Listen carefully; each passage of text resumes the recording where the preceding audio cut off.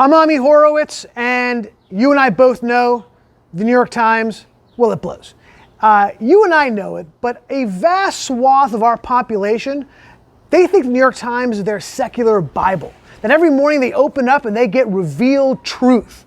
Yes, it is the paper of record, the Gray Lady, which kind of vaguely sexist and racist, maybe? I don't know. So I think what I want to do in this video blog is kind of break it down, highlight a couple of articles, and undress the bias of the New York Times. And I want to begin today with the New York Times page A9. There's an article here called "The Whistleblower Describes Clashes and Cronyism in Administration Response." So the article is essentially about Dr. Rick Bright, who was a doctor in HHS, Health and Human Services, and was moved by the administration out of his position to another position within HHS. He freaked out, it kind of made the news, and he now filed a whistleblower report stating that he was thrown out of his position because he was pushing back against the president's kind of trumpeting of hydrochloroquine, the drug we all kind of heard about. And the New York Times, first of all, it begins, it's essentially a press release for his whistleblower report. I mean, that's essentially what it is. They break down all of his different complaints without any kind of real rebuttal throughout this entire piece. So it begins with a federal scientist who says he was ousted from his job amid a dispute over an unproven coronavirus treatment pushed by President Trump. Now, even the word unproven kind of shows their bias, because there is some evidence that hydrochloroquine works, although not a tremendous amount. But in any case, that's not the reason why I'm talking about this article.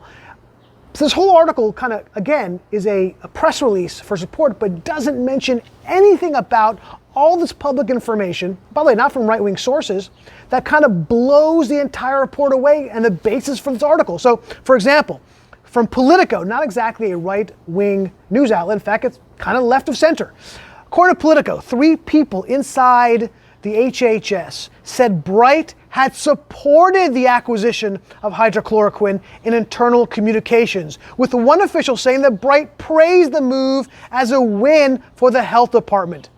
Now, this was also reported by Reuters. This is nowhere to be found in this New York Times article. It is not mentioned anywhere. Now, of course, the entire basis for this report and for the article is really kind of could be dismissed when you know this other small inconvenient fact that Politico brings up and other people and other sources have brought up, which is the Trump administration had been working to remove Bright since last year for incompetence and insubordination.